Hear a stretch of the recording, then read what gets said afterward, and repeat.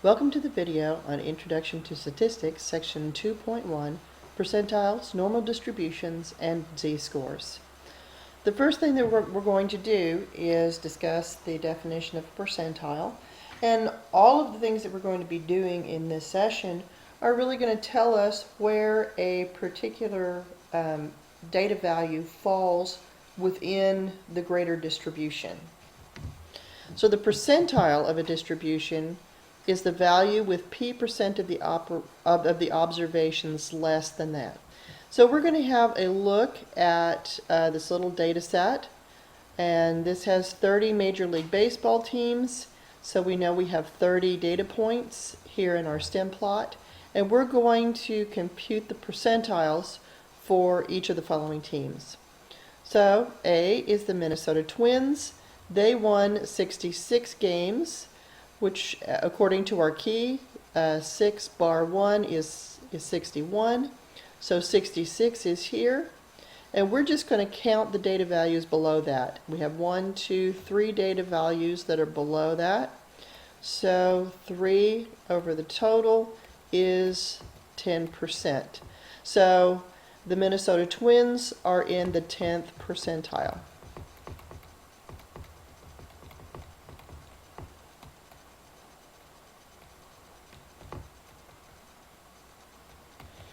Okay, we're asked to compute the percentile for the Washington Nationals.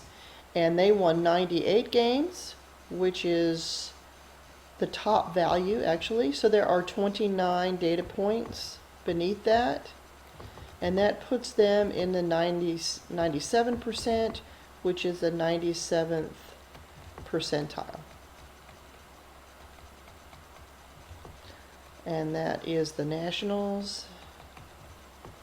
And then for our own beloved Rangers and the Baltimore Orioles, they both won 93 games. So here are the two 93s. So I'm actually going to count starting 93 and go up and subtract that from 30. So 1, 2, 3, 4, 5, 6, 7, 8. So there are 22 values below our 93. And that gives us 73%, which would be the 73rd percentile for the Rangers and the Orioles.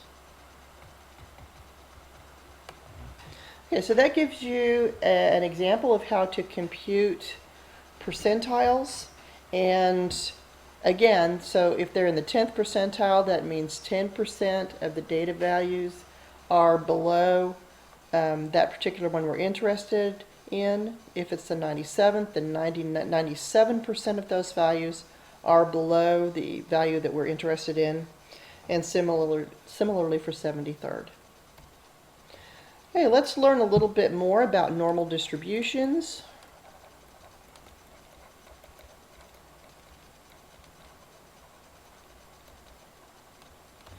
And these are also called bell curves. And if you'll recall, there are really two kinds of distributions, or two kinds of ways to describe a distribution that we have looked at. One is a 5-number summary.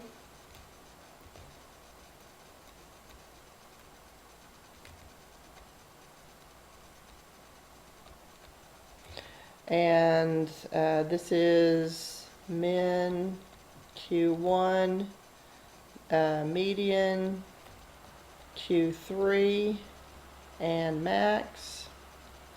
And these are good to be used on non-symmetrical distributions.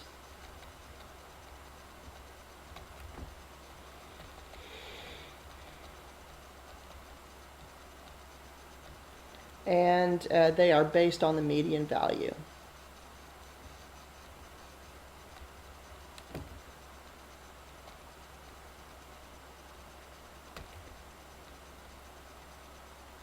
But today we're going to be looking at normal distributions. So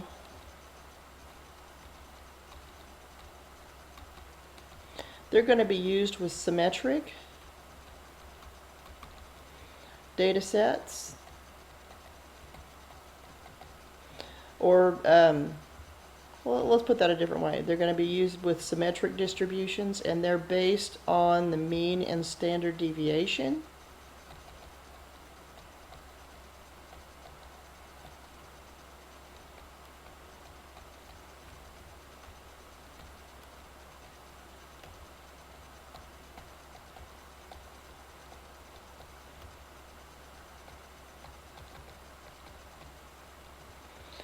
Okay, and if you graph these things out, hang on, we've got a spurious smart notebook. Let's get rid of that guy. And another spurious smart notebook. Okay, so they can be described using a normal distribution. So a normal distribution is going to end up looking something like this. Let's see if I can draw a good one. Yeah, pretty good. And it's going to be centered around the mean. And then that measure of spread is going to be the standard deviation. So we usually refer to this x bar as is the mean.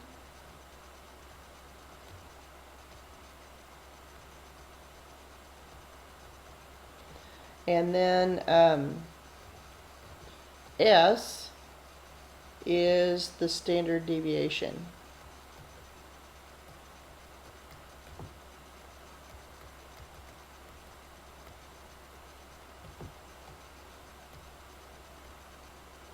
And notice I said mean of the sample and mean of the and the standard deviation of the sample. And we have two other ways that we can refer to mean and standard deviation, and those are mu, which is the mean of an entire population,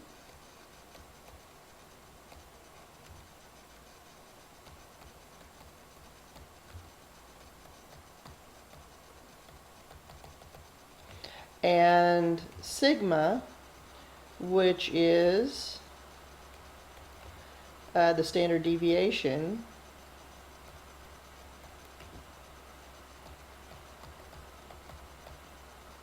of an entire population.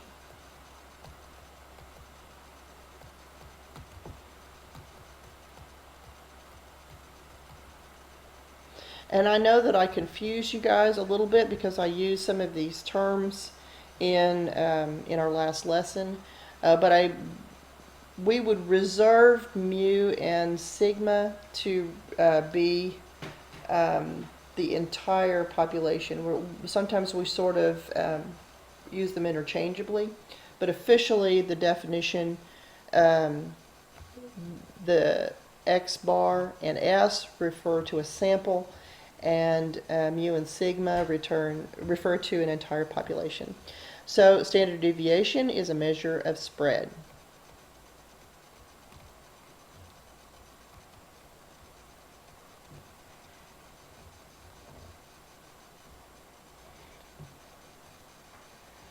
Okay, let's dive into this a little bit deeper, and we're going to sketch a distribution of the heights of women.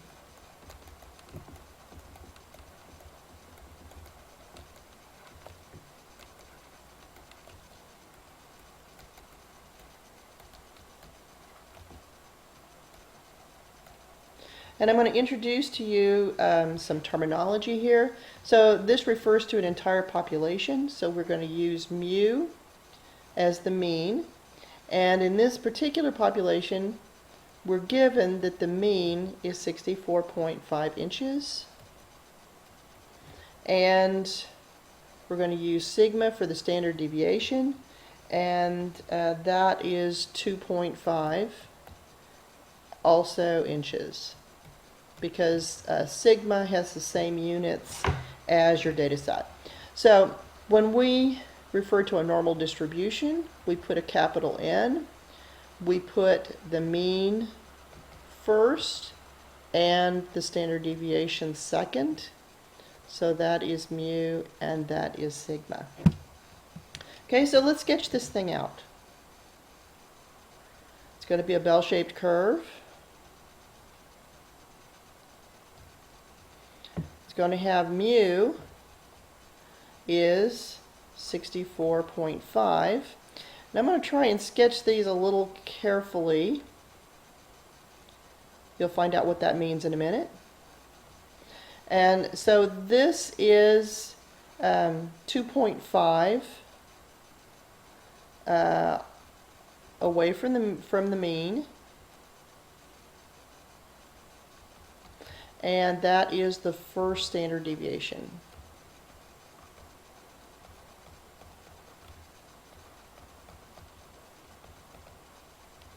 And this would be the second. This would be the first, the -1, and -2 away from the mean. So a -3 would be out here, and a +3 would be out here. And each one of these would be spaced 2.5.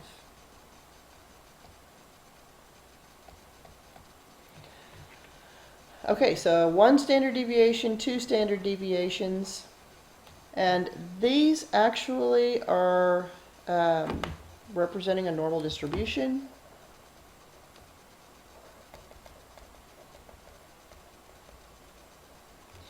And we're about to start computing what we call z-scores. And z-scores are based on this kind of normal distribution. And they're what we call standardized, so they would look the same across any normal distribution. So we'll get into that a little bit more.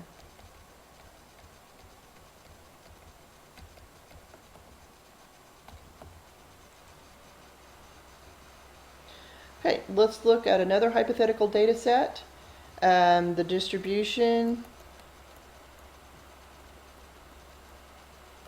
of IQ scores. And we have a normal distribution with a mean of 100 and a standard deviation of 15.